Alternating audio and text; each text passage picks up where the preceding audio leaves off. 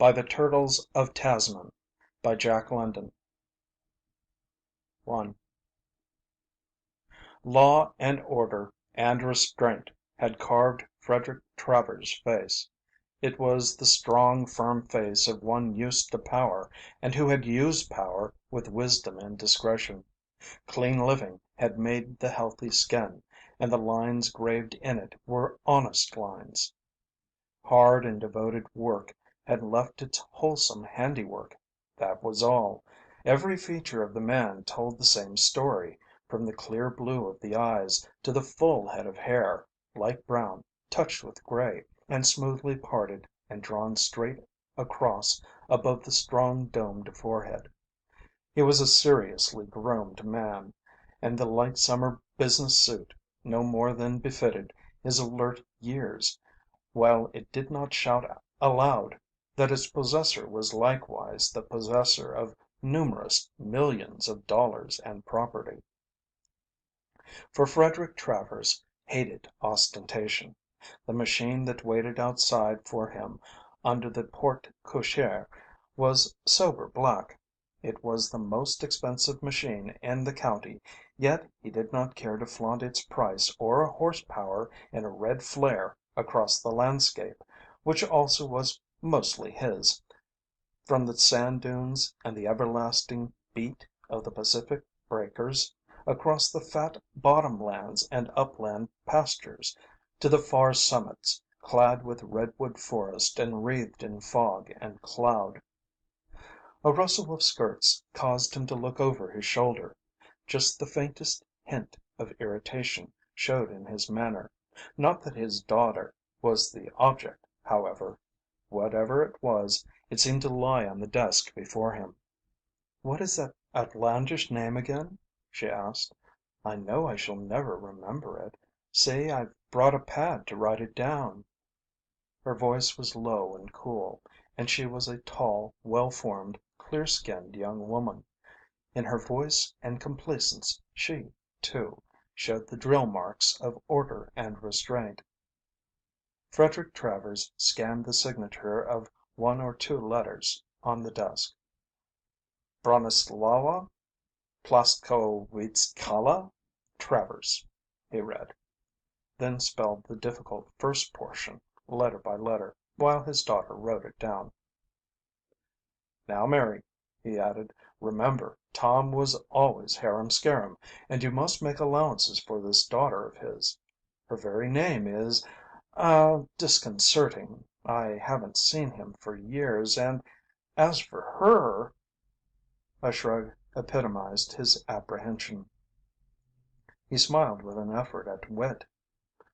"Just the same, they're as much your family as mine. If he is my brother, he is your uncle, and if she's my niece, you're both cousins." Mary nodded. "Don't worry, father. I'll be nice to her, poor thing. What nationality was her mother, to get such an awful name?" "I don't know. Russian or Polish or Spanish or something. It was just like Tom. She was an actress or singer. I don't remember. They met in Buenos Aires. It was an elopement. Her husband " "Then she was already married?"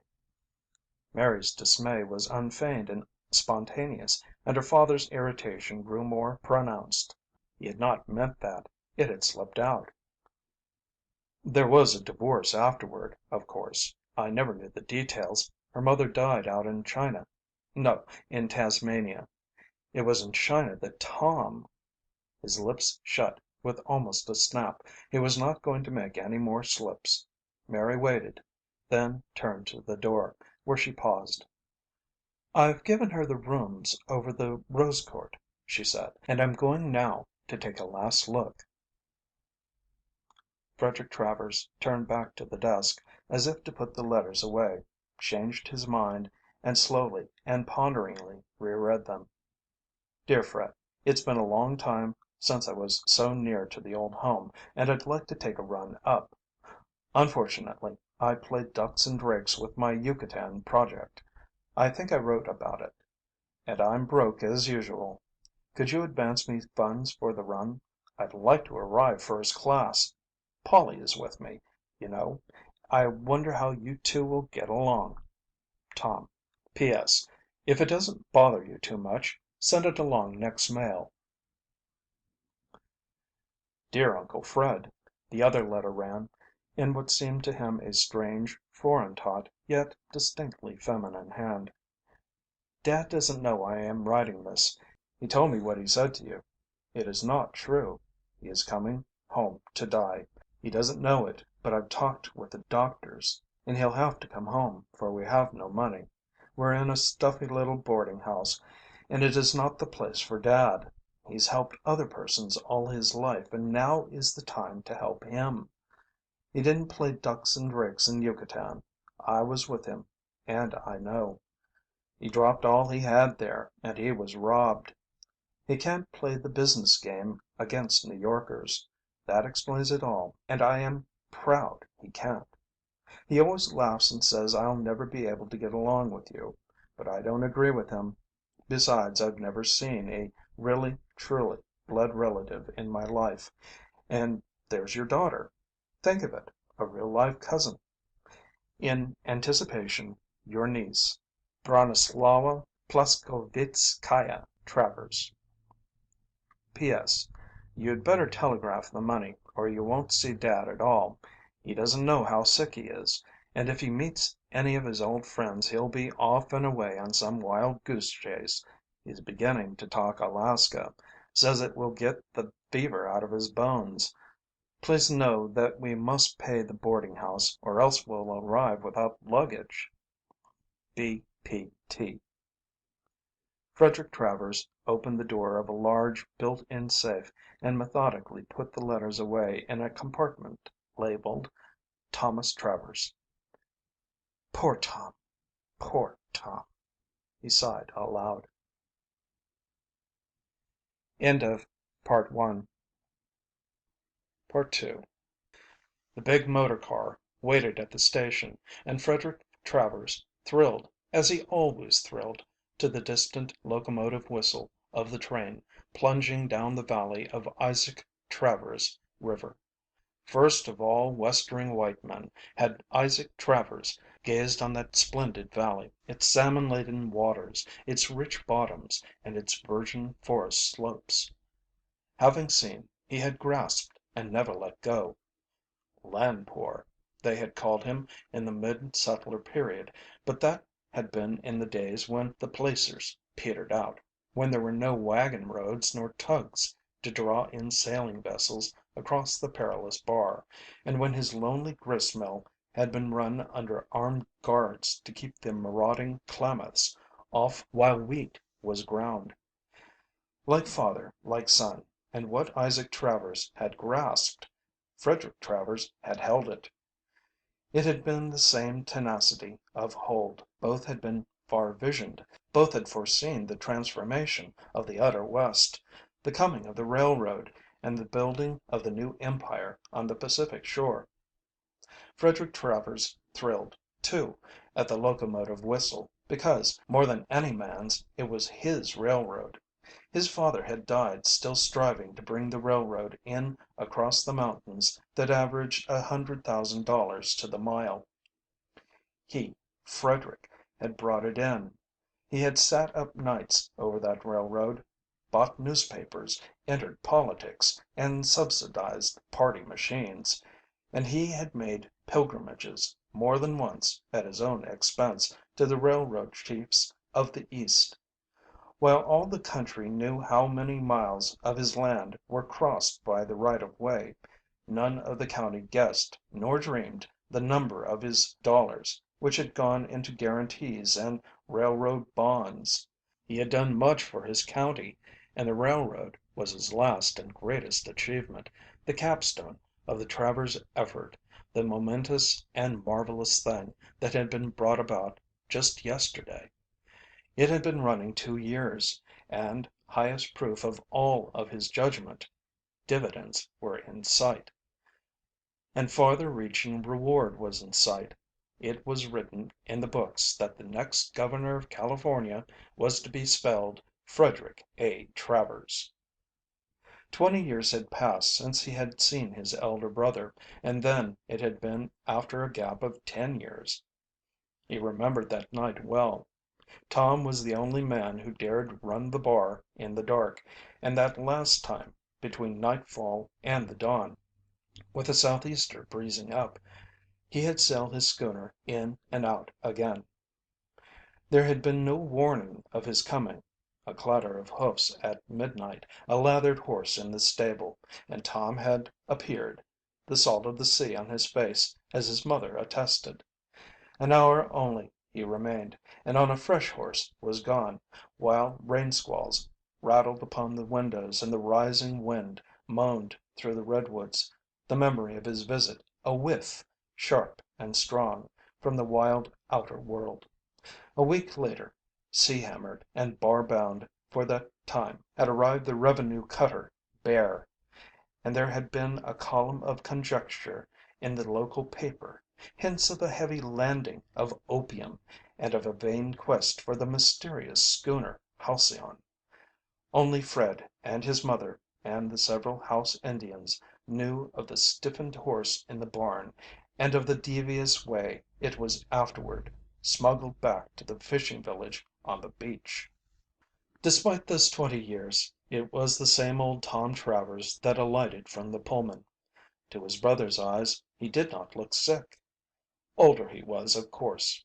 The Panama hat did not hide the gray hair, and though indefinably hinting at shrunkenness, the broad shoulders were still broad and erect. As for the young woman with him, Frederick Travers experienced an immediate shock of distaste. He felt it vitally, yet vaguely. It was a challenge and a mock, yet he could not name nor place the source of it.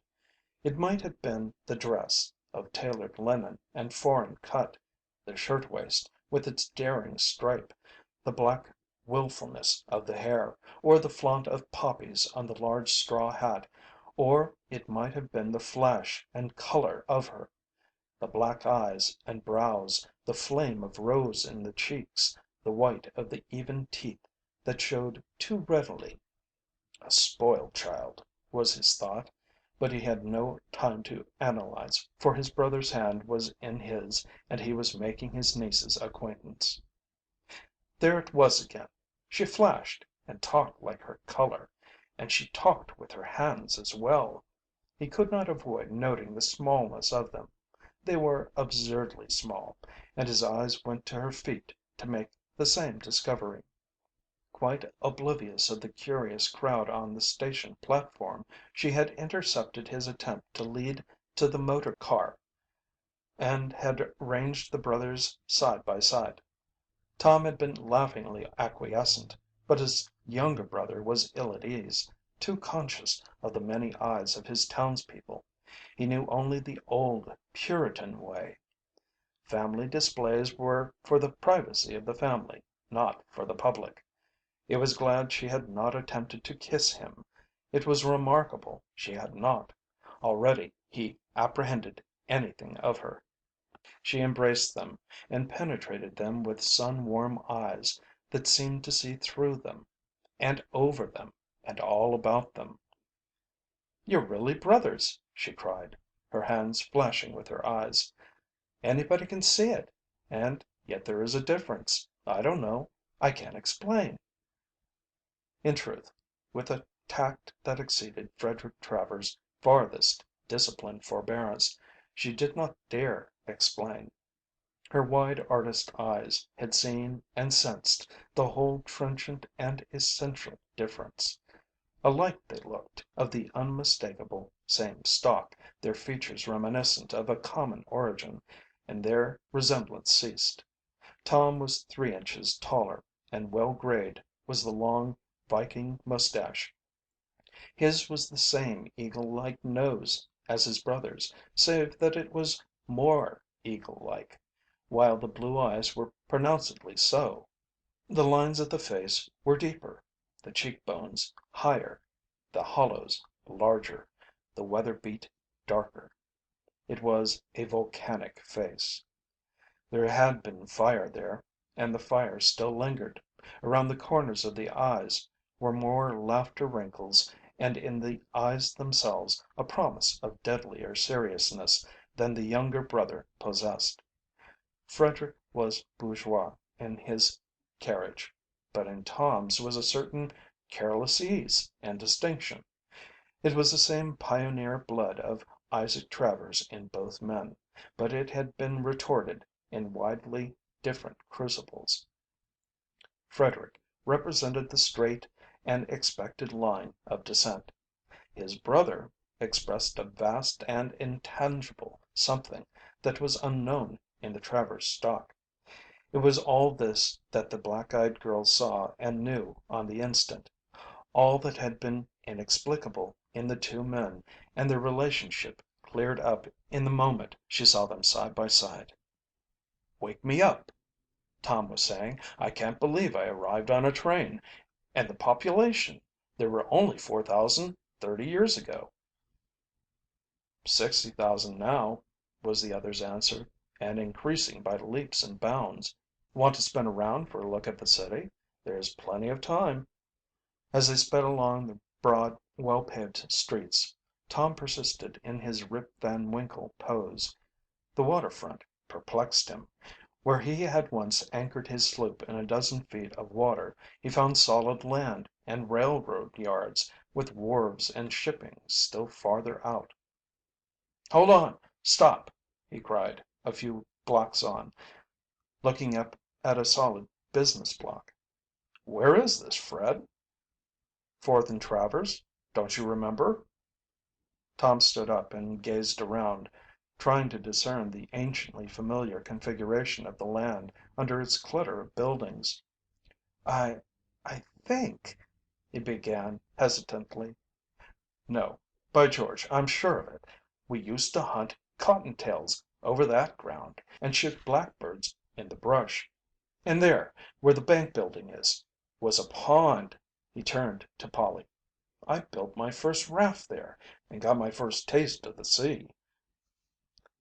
"Heaven knows how many gallons of it," Frederick laughed, nodding to the chauffeur.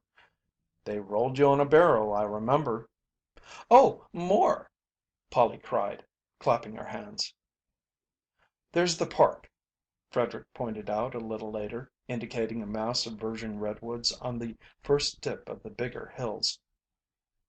"Father shot 3 grizzlies there one afternoon," was Tom's remark. "I presented 40 acres of it to the city," Frederick went on. "Father bought the quarter section for $1 an acre from Leroy." Tom nodded, and the sparkle and flash in his eyes, like that of his daughter, were unlike anything that ever appeared in his brother's eyes. "Yes," he affirmed. "Leroy, the negro squawman. I remember the time he carried you and me on his back to Alliance, the night the Indians burned the ranch. Father stayed behind and fought." "But he couldn't save the grist mill. It was a serious setback to him." "Just the same, he nailed 4 Indians." In Polly's eyes now appeared the flash and sparkle. "An Indian fighter!" she cried. "Tell me about him." "Tell her about Travers Ferry," Tom said. "That's a ferry on the Klamath River, on the way to Orleans Bar and Siskiyou. There was great packings into the diggings in those days, and among other things, Father had made a location there. There was rich bench farming land too. He built a suspension bridge, wove the cables on the spot with sailors and materials freighted in from the coast. It cost him $20,000. The first day it was open, 800 mules crossed at $1 a head, to say nothing of the toll for foot and horse. That night the river rose. The bridge was 140 feet above low water mark. Yet the freshet rose higher than that and swept the bridge away. He'd have made a fortune there otherwise." "That wasn't it at all," Tom blurted out impatiently. "It was at Travers Ferry that Father and old Jacob Vance were caught by a war party of Mad River Indians. Old Jacob was killed right outside the door of the log cabin. Father dragged the body inside and stood the Indians off for a week. Father was some shot. He buried Jacob under the cabin floor. "I still run the ferry," Frederick went on, "though there isn't so much travel as in the old days. I freight by wagon road to the reservation, and then mule back on up the Klamath and clear into the forks of Little Salmon. I have 12 stores on that chain now, a stage line to the reservation, and a hotel there. Quite a tourist trade is beginning to pick up." And the girl, with curious, brooding eyes, looked from brother to brother as they so differently voiced themselves and life. "Aye, he was some man, father was," Tom murmured. There was a drowsy note in his speech that drew a quick glance of anxiety from her. The machine had turned into the cemetery and now halted before a substantial vault on the crest of the hill. "I thought you'd like to see it," Frederick was saying. "I built that mausoleum myself, most of it with my own hands. Mother wanted it. The estate was dreadfully encumbered. The best bid I could get out of the contractors was 11,000. I did it myself for a little over 8." "Must have worked nights," Tom murmured admiringly and more sleepily than before. "I did, Tom, I did. Many a night by lantern light I was so busy. I was reconstructing the waterworks then. The artesian wells had failed, and Mother's eyes were troubling her. You remember, cataract. I wrote you. She was too weak to travel, and I brought the specialists up from San Francisco.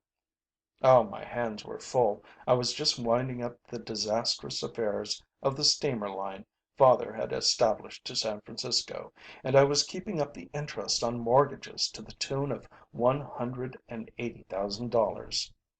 A soft, stertorous breathing interrupted him. Tom, chin on chest, was asleep.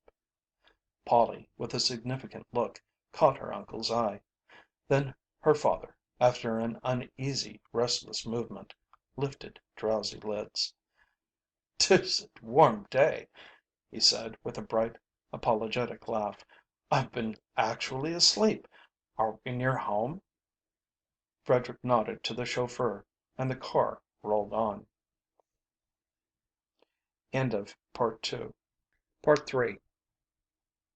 The house that Frederick Travers had built when his prosperity came was large and costly, sober and comfortable, and with no more pretense than was naturally attendant on the finest country home in the county. Its atmosphere was just the sort that he and his daughter would create. But in the days that followed his brother's homecoming all this was changed. Gone was the subdued and ordered repose. Frederick was neither comfortable nor happy. There was unwonted flurry of life and violation of sanctions and traditions. Meals were irregular and protracted, and there were midnight chafing dish suppers and bursts of laughter at the most inappropriate hours. Frederick was abstemious. A glass of wine at dinner was his wildest excess. 3 cigars a day he permitted himself, and these he smoked either on the broad veranda or in the smoking room. What else was a smoking room for? Cigarettes he detested. Yet his brother was ever rolling thin, brown paper cigarettes and smoking them wherever he might happen to be. A litter of tobacco crumbs was always to be found in the big easy chair he frequented, and among the cushions of the window seats. Then there were the cocktails. Brought up under the stern tutelage of Isaac and Eliza Travers, Frederick looked upon liquor in the house as an abomination. Ancient cities had been smitten by God's wrath for just such practices. Before lunch and dinner, Tom, aided and abetted by Polly, mixed an endless variety of drinks, she being particularly adept with strange, swivel stick concoctions learned at the ends of the earth. To Frederick, at such times, it seemed that his butler's pantry and dining room had been turned into bar rooms. When he suggested this, under a facetious show, Tom proclaimed that when he made his pile he would build a liquor cabinet in every living room of his house. And there were more young men at the house than formerly, and they helped in disposing of the cocktails. Frederick would have liked to account in that manner for their presence, but he knew better. His brother and his brother's daughter did what he and Mary had failed to do. They were the magnets. Youth and joy and laughter drew to them. The house was lively with young life. Ever, day and night, the motor cars honked up and down the graveled drives. There were picnics and expeditions in the summer weather, moonlight sails on the bay, starts before dawn or homecomings at midnight, and often, of nights, the many bedrooms were filled as they had never been before.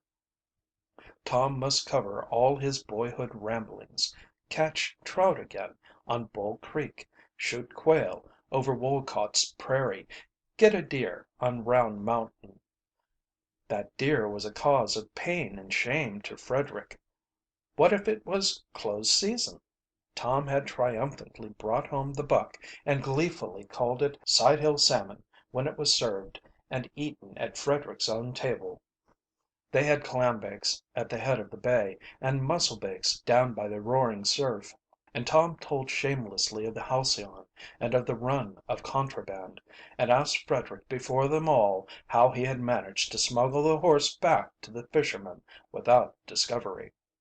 All the young men were in the conspiracy with Polly to pamper Tom to his heart's desire, and Frederick heard the true inwardness of the killing of the deer, of its purchase from the overstocked Golden Gate Park, of its crated carriage by train, horse team, and mule back to the fastnesses of Round Mountain, of Tom falling asleep beside the deer run the first time it was driven by, of the pursuit by the young men, the jaded saddle horses, the scrambles and the falls, and the roping of it at Burnt Ranch clearing, and finally of the triumphant culmination when it was driven past a second time and Tom had dropped it at 50 yards. To Frederick there was a vague hurt in it all. When had such consideration been shown him? There were days when Tom could not go out, postponements of outdoor frolics, when, still the center, he sat and drowsed in the big chair, waking at times, in that unexpected, queer, bright way of his, to roll a cigarette and call for his ukulele, a sort of miniature guitar of Portuguese invention. Then, with strumming and tum-tumming, the live cigarette laid aside to the imminent peril of polished wood, his full baritone would roll out in South Sea hulas and sprightly French and Spanish songs.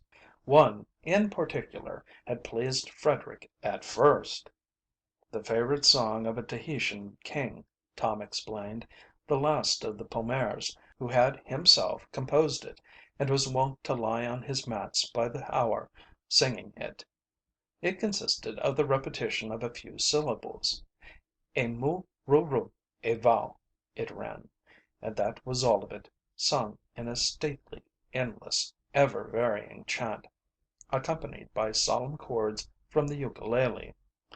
Polly took great joy in teaching it to her uncle, but when himself questing for some of this genial flood of life that bathed about his brother, Frederick essayed the song, he noted suppressed glee on the part of his listeners, which increased, through giggles and snickers, to a great outburst of laughter.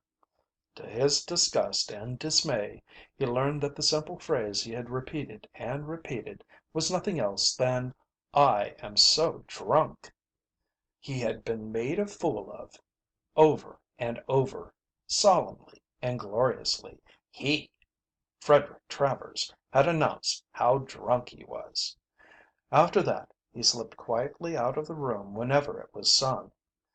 Nor could Polly's later explanation that the last word was "happy" and not "drunk" reconcile him, for she had been compelled to admit that the old king was a toper, and that he was always in his cups when he struck up the chant.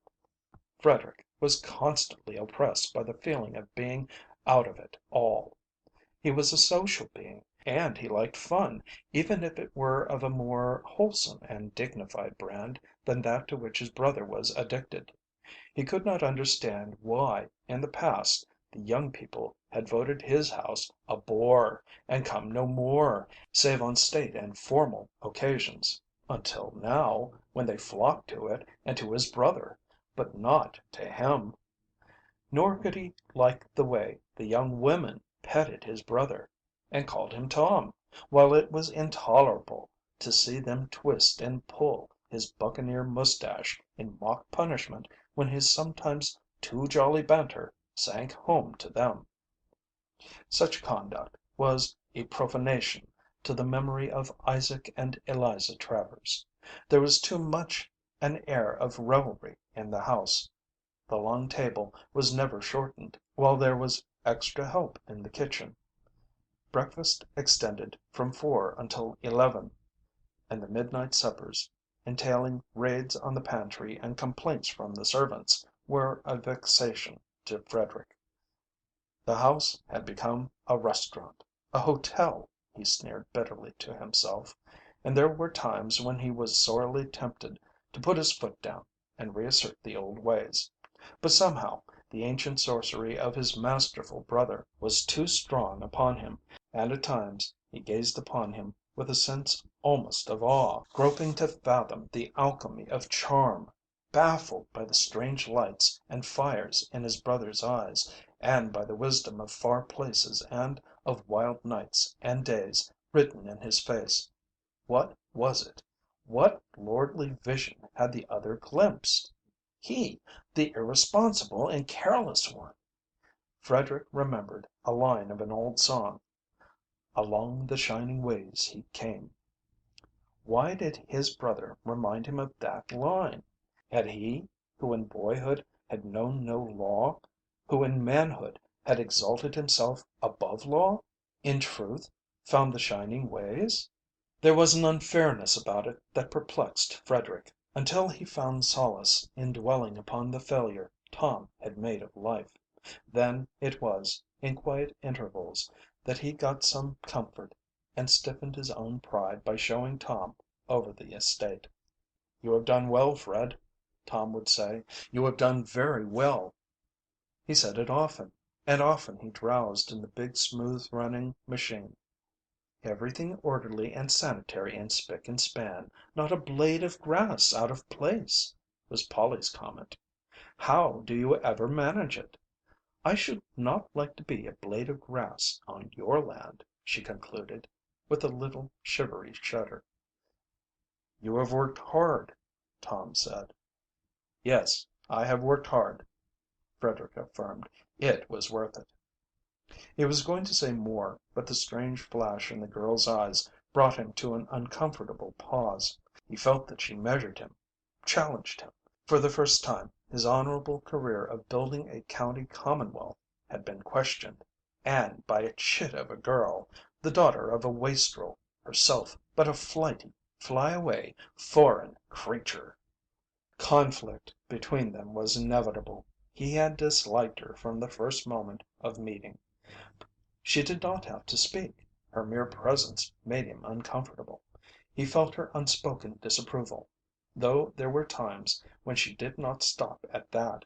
Nor did she mince language. She spoke forthright, like a man, and as no man had ever dared to speak to him. "I wonder if you ever miss what you've missed," she told him. "Do you ever, once in your life, turn yourself loose and rip things up by the roots? Did you ever once get drunk? Or smoke yourself black in the face? Or dance a hoedown on the Ten Commandments?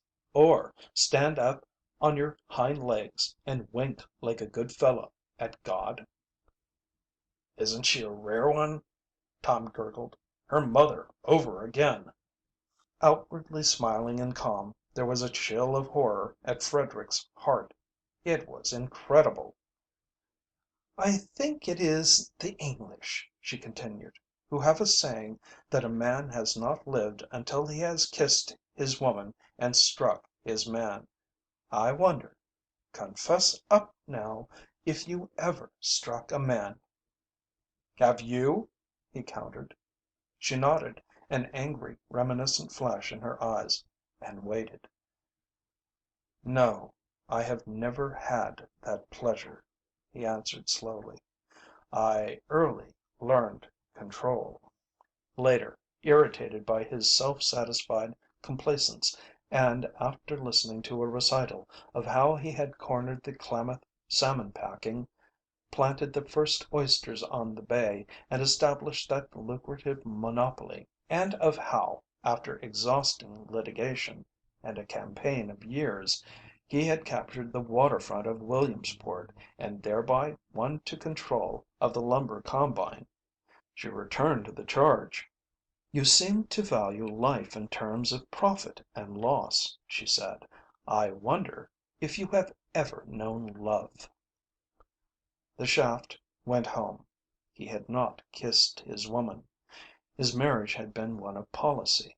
It had saved the estate in the days when he had been almost beaten in the struggle to disencumber the vast holdings Isaac Travers' wide hands had grasped. The girl was a witch.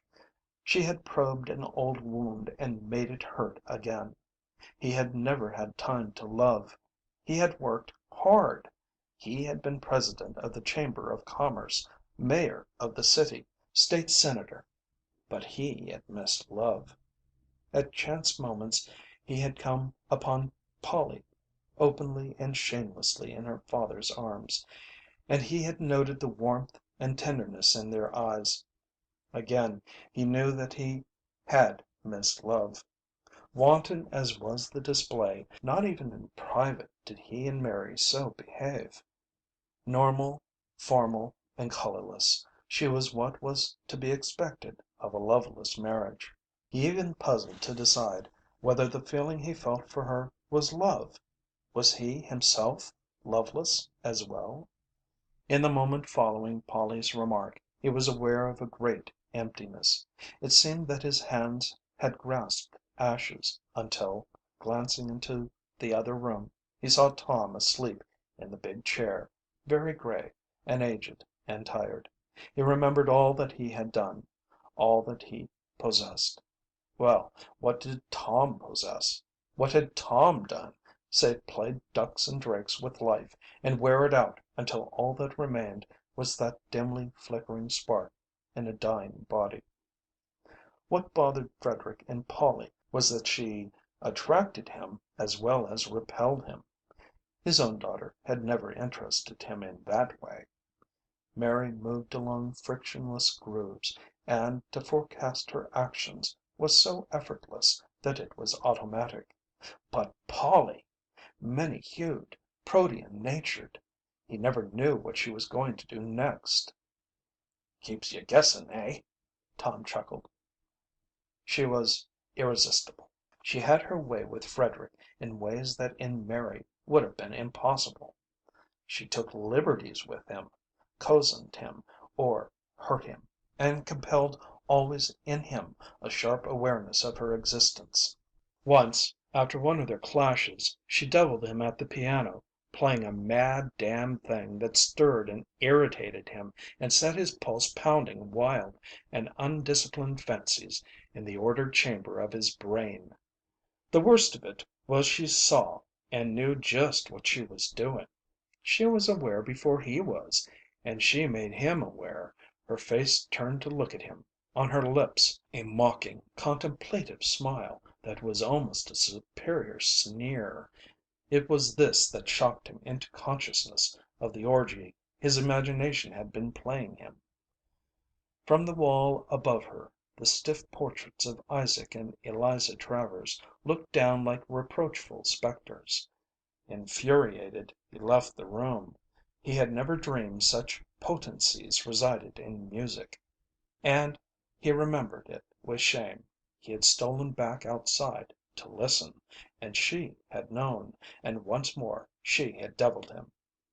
When Mary asked him what he thought of Polly's playing, an unbidden contrast leaped to his mind. Mary's music reminded him of church. It was cold and bare as a Methodist meeting house, but Polly's was like the mad and lawless ceremonial of some heathen temple where incense arose and nautch girls writhed. "She plays like a foreigner," he answered, pleased with the success and oppositeness of his evasion. "She is an artist," Mary affirmed solemnly. "She is a genius. When does she ever practice? When did she ever practice? You know how I have. My best is like a five-finger exercise compared with the foolishest thing she ripples off. Her music tells me things. Oh, things wonderful and unutterable. Mine tells me 1, 2, 3, 1, 2, 3. Oh, it is maddening. I work and get nowhere. It is unfair. Why should she be born that way and not I?" Love was Frederick's immediate and secret thought, but before he could dwell upon the conclusion, the unprecedented had happened and Mary was sobbing in a breakdown of tears. He would have liked to take her in his arms, after Tom's fashion, but he did not know how. He tried, and found Mary as unschooled as himself. It resulted only in an embarrassed awkwardness for both of them. The contrasting of the two girls was inevitable. Like father, like daughter. Mary was no more than a pale camp follower of a gorgeous, conquering general. Frederick's thrift had been sorely educated in the matter of clothes. He knew just how expensive Mary's clothes were, yet he could not blind himself to the fact that Polly's vagabond makeshifts, cheap and apparently haphazard, were always all right and far more successful. Her taste was unerring. Her ways with a shawl were inimitable. With a scarf she performed miracles. "She just throws things together," Mary complained. "She doesn't even try. She can dress in 15 minutes. And when she goes swimming she beats the boys out of the dressing rooms." Mary was honest and incredulous in her admiration. "I can't see how she does it. No one could dare those colors, but they look just right on her. She's always threatened that when I become finally flat broke she'd set up dressmaking and take care of both of us," Tom contributed. Frederick, looking over the top of a newspaper, was witness to an illuminating scene. Mary, to his certain knowledge, had been primping for an hour ere she appeared. "Oh, how lovely!" was Polly's ready appreciation. Her eyes and face glowed with honest pleasure, and her hands wove their delight in the air. "But why not wear that bow so, and thus?" Her hands flashed to the task, and in a moment the miracle of taste and difference achieved by her touch was apparent even to Frederick. Polly was like her father, generous to the point of absurdity with her meager possessions. Mary admired a Spanish fan, a Mexican treasure that had come down from one of the grand ladies of the court of the Emperor Maximilian. Polly's delight flamed like wildfire. Mary found herself the immediate owner of the fan, almost laboring under the fictitious impression that she had conferred an obligation by accepting it. Only a foreign woman could do such things, and Polly was guilty of similar gifts to all the young women. It was her way. It might be a lace handkerchief, a pink pomatum pearl, or a comb of hawksbill turtle. It was all the same.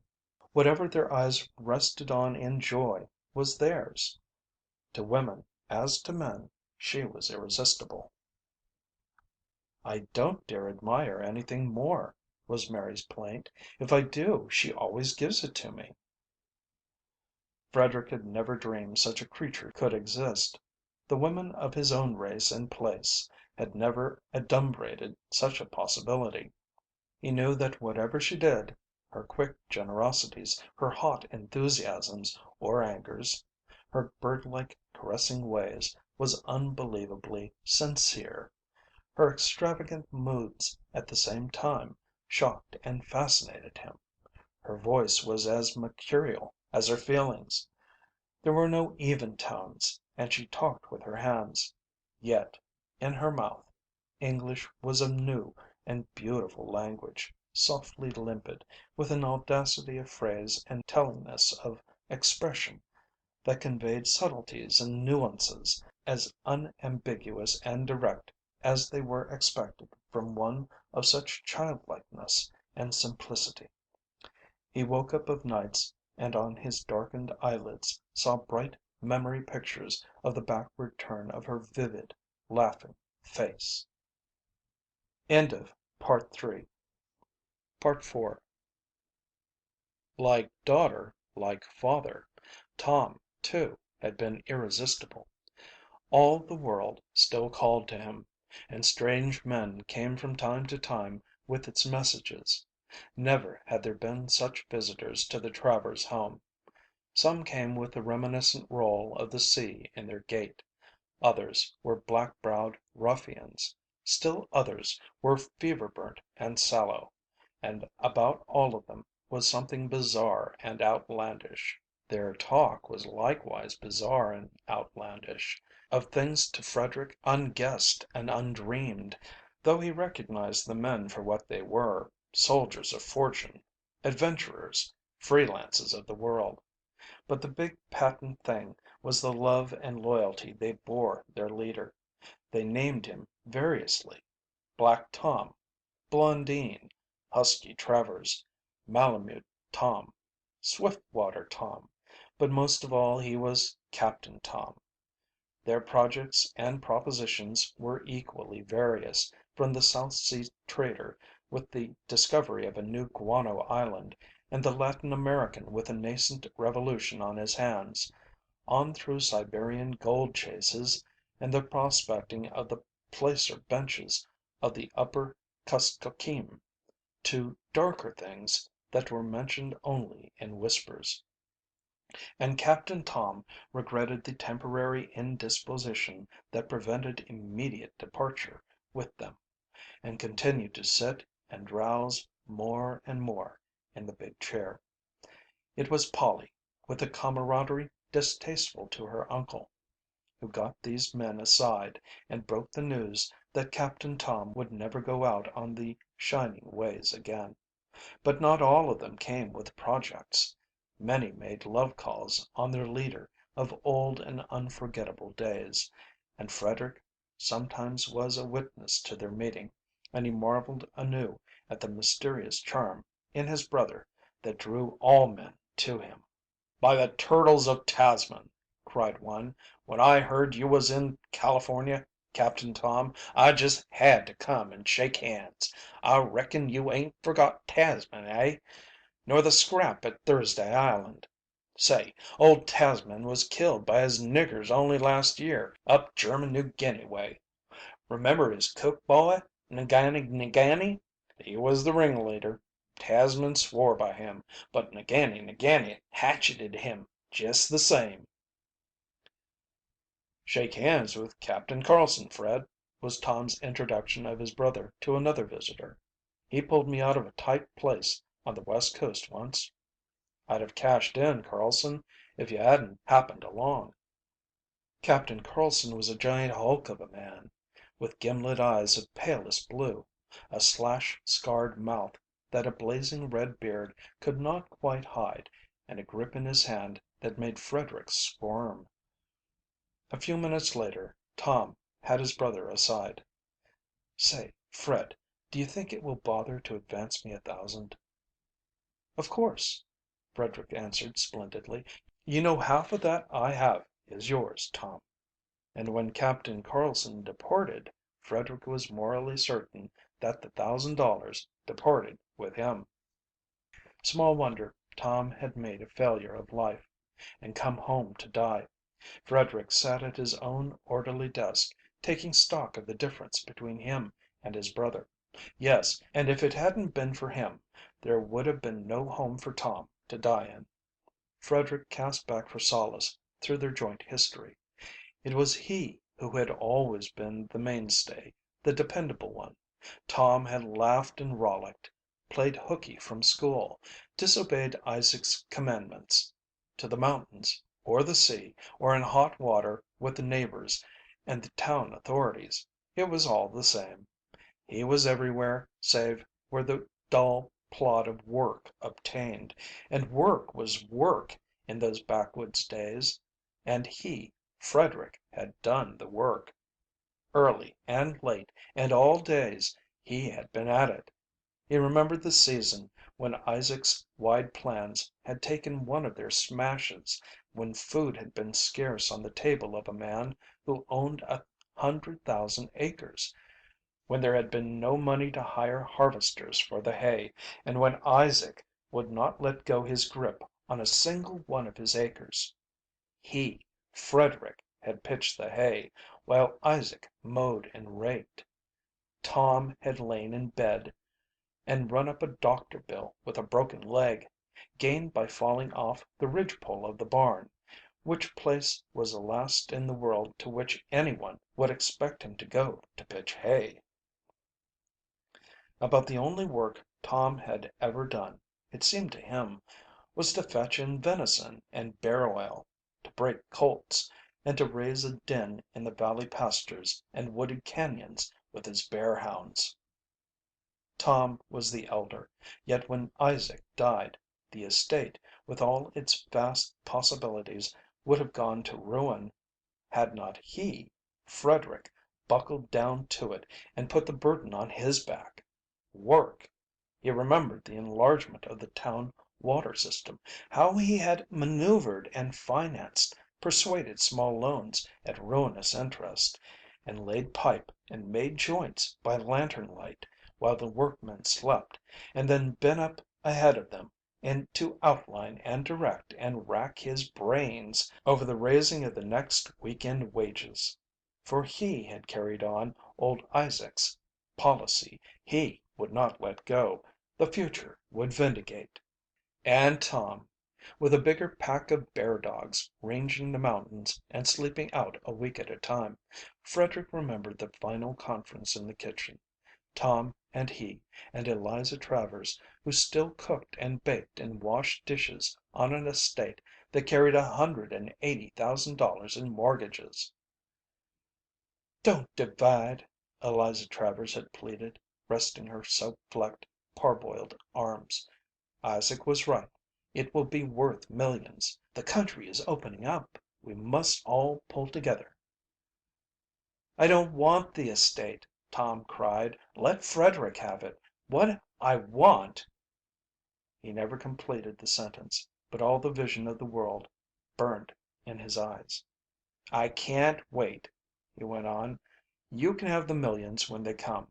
In the meantime let me have 10,000. I'll sign off quitclaim to everything.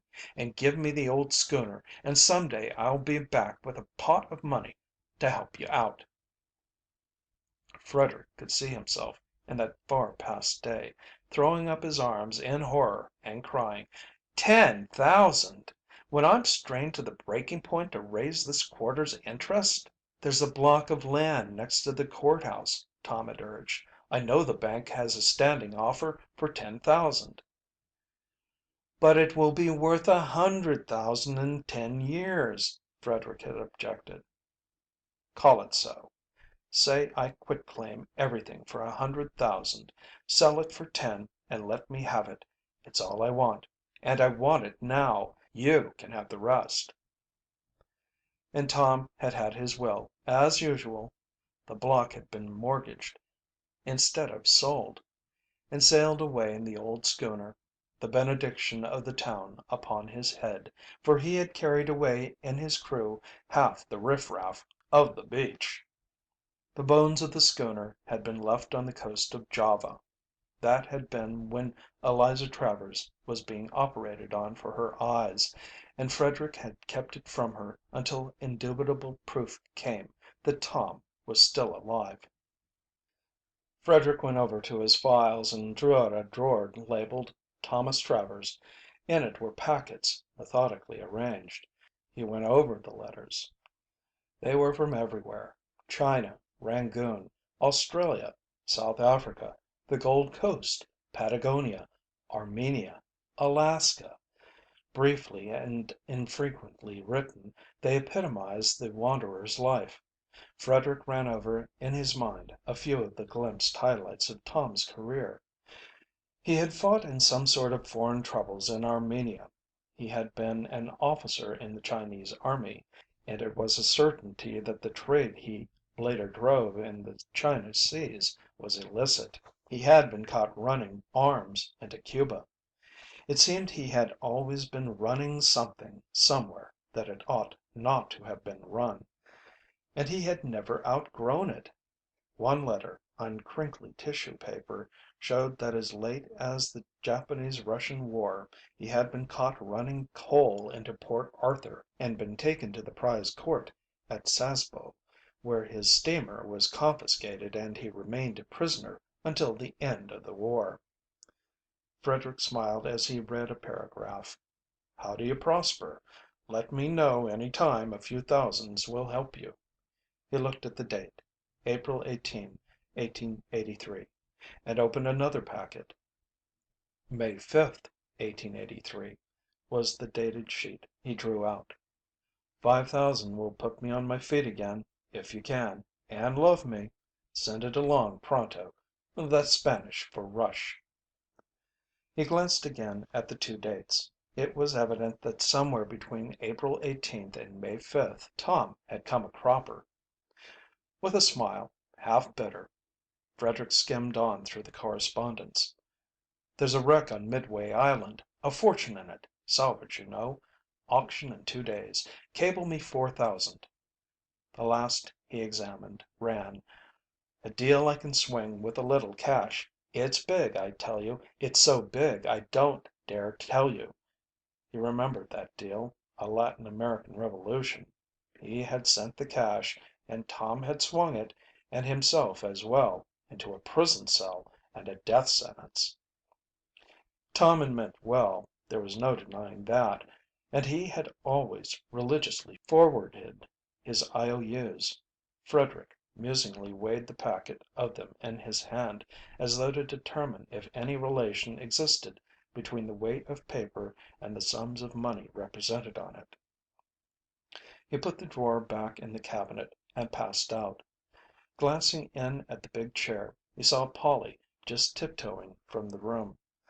Tom's head lay back, and his breathing was softly heavy, the sickness pronouncedly apparent on his relaxed face. End of Part 4. Part 5. "I have worked hard," Frederick explained to Polly that evening on the veranda, unaware that when a man explains it is a sign his situation is growing parlous. "I have done what came to my hand, how creditably it is for others to say. And I have been paid for it. I have taken care of others and taken care of myself. The doctors say they have never seen such a constitution in a man of my years. Why, almost half my life is yet before me, and we Travers are a long lived stock. I took care of myself, you see, and I have myself to show for it. I was not a waster.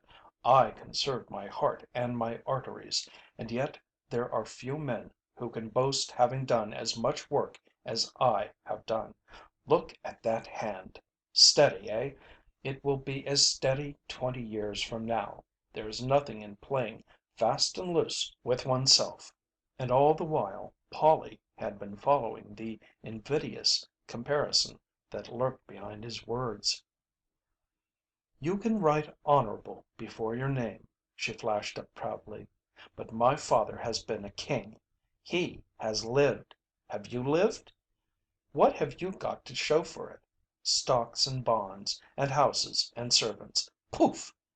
Heart and arteries and a steady hand. Is that all? Have you lived merely to live? Were you afraid to die? I'd rather sing one wild song and burst my heart with it than live 1,000 years watching my digestion and being afraid of the wet. When you are dust, my father will be ashes. That is the difference." "But, my dear child," he began. "What have you got to show for it?" she flamed on. "Listen." From within, through the open window, came the tinkling of Tom's ukulele and the rollicking lilt of his voice in an Hawaiian hula. It ended in a throbbing, primitive love call from the sensuous tropic night that no one could mistake. There was a burst of young voices and a clamor for more. Frederick did not speak. He had sensed something vague and significant. Turning, he glanced through the window at Tom, flushed and royal, surrounded by the young men and women, under his Viking mustache, lighting a cigarette from a match held to him by one of the girls. It abruptly struck Frederick that never had he lighted a cigar at a match held in a woman's hand. "Dr. Tyler says he oughtn't to smoke. It only aggravates," he said, and it was all he could say. As the fall of the year came on, a new type of men began to frequent the house. They proudly called themselves "sourdoughs," and they were arriving in San Francisco on the winter's furlough from the gold diggings of Alaska. More and more of them came, and they preempted a large portion of one of the downtown hotels. Captain Tom was fading with the season, and almost lived in the big chair. He drowsed oftener and longer, but whenever he awoke he was surrounded by his court of young people, or there was some comrade waiting to sit and yarn about the good old gold days, and plan for the new gold days. For Tom, "Husky" Travers, the Yukoners named him, never thought that the end approached. A temporary illness, he called it, the natural enfeeblement following upon a prolonged bout with Yucatan fever. In the spring he would be right and fit again. Cold weather was what he needed. His blood had been cooked. In the meantime it was a case of take it easy and make the most of the rest. And no one undeceived him. Not even the Yukoners, who smoked pipes and black cigars and chewed tobacco on Frederick's broad verandas until he felt like an intruder in his own house. There was no touch with them. They regarded him as a stranger to be tolerated. They came to see Tom, and their manner of seeing him was provocative of innocent envy pangs to Frederick. Day after day he watched them. He would see the Yukoners meet, perhaps one just leaving the sick room, and one just going in. They would clasp hands, solemnly and silently, outside the door. The newcomer would question with his eyes, and the other would shake his head. And more than once Frederick noted the moisture in their eyes. Then the newcomer would enter and draw his chair up to Tom's, and with jovial voice proceed to plan the outfitting for the exploration of the upper Kuskokeem, for it was there Tom was bound in the spring. Dogs could be had at Larrabee's, a clean breed too, with no taint of the soft Southland strains. It was rough country, it was reported, but if sourdoughs couldn't make the Travers from Larrabee's in 40 days, they'd like to see Chechako do it in 60. And so it went, until Frederick wondered, when he came to die, if there was one man in the county, much less in the adjoining county, who would come to him at his bedside. Seated at his desk, through the open windows would drift whiffs of strong tobacco and rumbling voices, and he could not help catching snatches of what the Yukoners talked. "Do ye recollect that Koyukuk rush in the early '90's?" he would hear one say.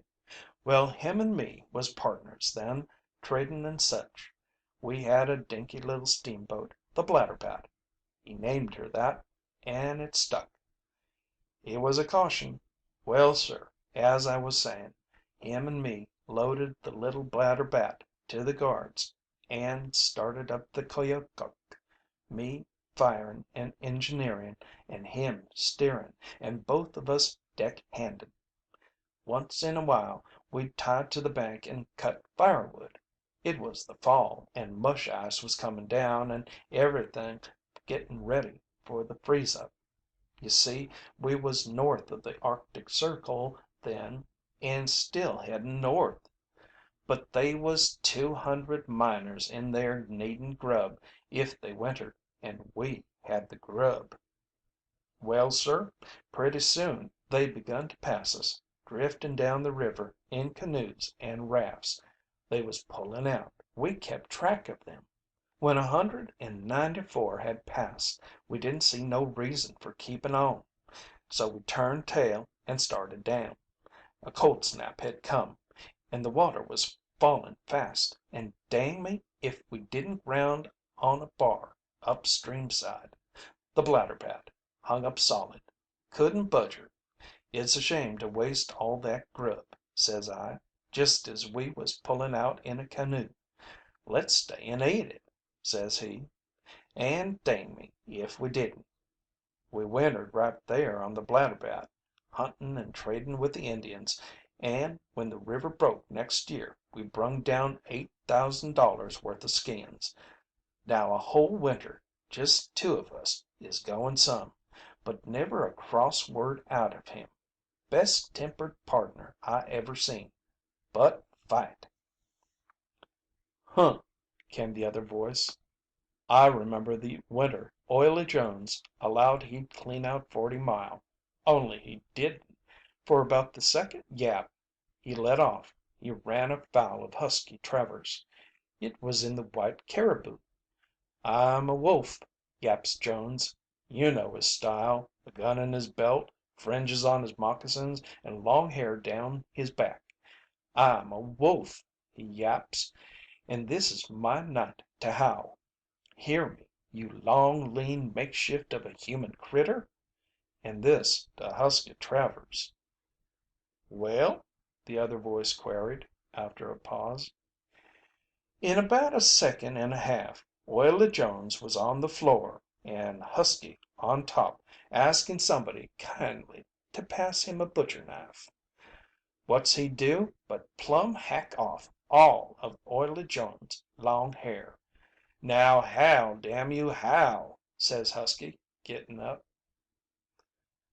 "He was a cool one for a wild one," the first voice took up. "I seen him buck roulette in the Little Wolverine, drop 9,000 in 2 hours, borrow some more, win it back in 15 minutes, buy the drinks, and cash in. Dang me, all in 15 minutes."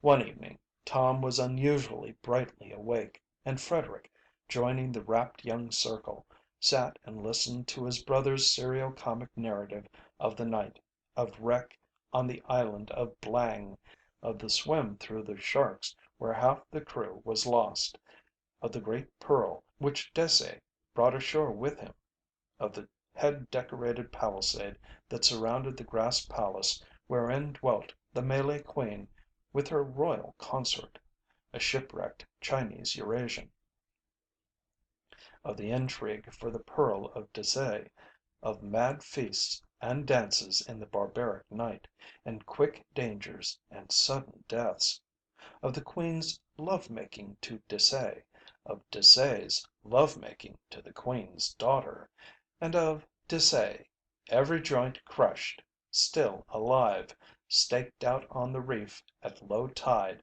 to be eaten by the sharks, of the coming of the plague, of the beating of tom toms and the exorcising of the devil doctors, of the flight over the man trapped wild pig runs of the mountain bushmen, and of the final rescue by Tasman, he who was hatcheted only last year and whose head reposed in some Melanesian stronghold, and all breathing of the warmth and abandon and savagery of the burning islands of the sun.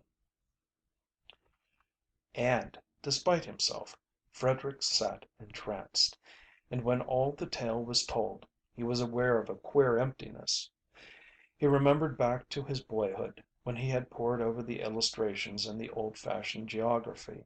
He, too, had dreamed of amazing adventures in far places and desired to go out on the shining ways. And he had planned to go. Yet he had known only work and duty. Perhaps that was the difference. Perhaps that was the secret of the strange wisdom in his brother's eyes. For the moment, faint and far, vicariously, he glimpsed the lordly vision his brother had seen. He remembered a sharp saying of Polly's: "You have missed romance. You traded it for dividends." She was right, and yet not fair. He had wanted romance, but the work had been placed ready to his hand. He had toiled and moiled day and night, and been faithful to his trust. Yet he had missed love and the world living that was forever a whisper in his brother. And what had Tom done to deserve it? A wastrel and an idle singer of songs. His place was high. He was going to be the next governor of California. But what man would come to him and lie to him out of love?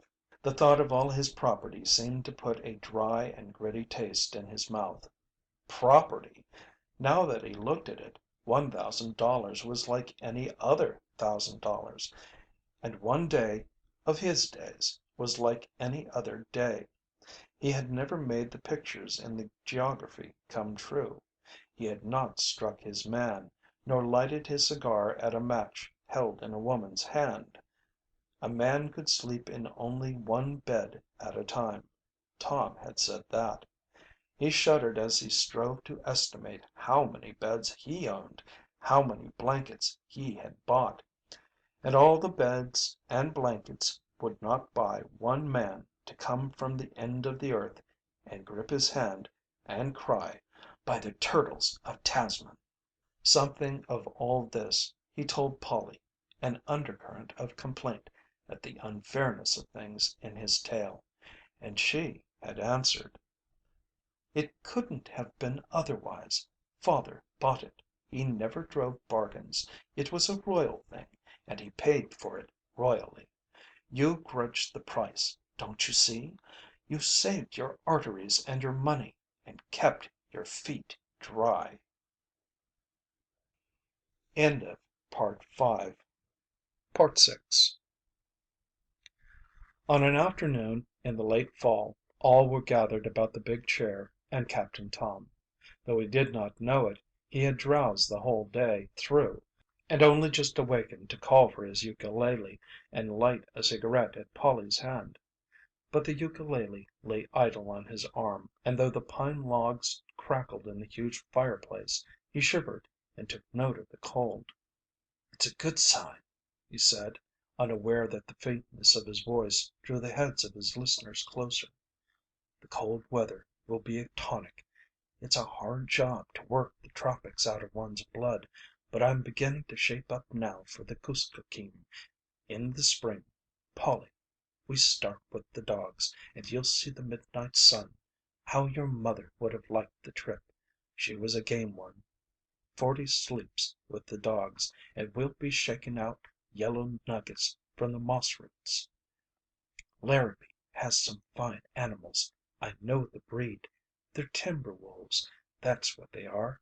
Big gray timber wolves, though they sport brown, about one in a litter. Isn't that right, Bennington?" "One in a litter. That's just about the average." Bennington, the Yukoner, replied promptly, but in a voice hoarsely recognizable. "And you must never travel alone with them," Captain Tom went on, "for if you fall down they'll jump you. Larrabee's brutes only respect a man when he stands upright on his legs. When he goes down he's meat.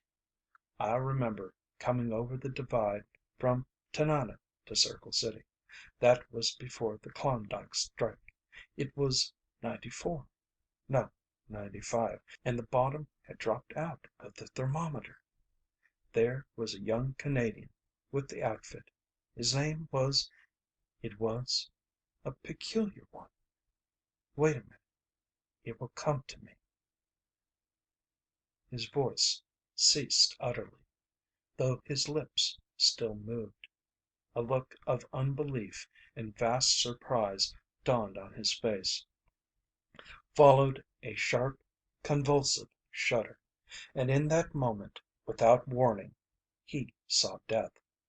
He looked clear-eyed and steady, as if pondering, then turned to Polly.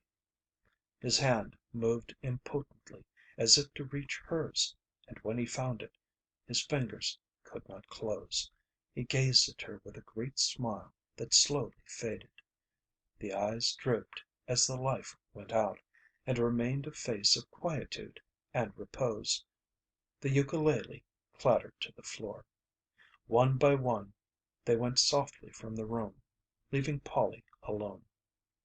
From the veranda Frederick watched a man coming up the driveway. By the roll of the sea in his walk, Frederick could guess for whom the stranger came. The face was swarthy with sun and wrinkled with age that was given the lie by the briskness of his movements and the alertness in the keen black eyes. In the lobe of each ear was a tiny circlet of gold. "How do you do, sir?" the man said, and it was patent that English was not the tongue he had learned at his mother's knee. "How's Captain Tom? They told me in the town that he was sick." "My brother is dead," Frederick answered. The stranger turned his head and gazed out over the park-like grounds and up to the distant redwood peaks, and Frederick noted that he swallowed with an effort. "By the Turtles of Tasman, he was a man," he said in a deep, changed voice. "By the Turtles of Tasman, he was a man," Frederick repeated, nor did he stumble over the unaccustomed oath. End of Part 6. End of By the Turtles of Tasman by Jack London.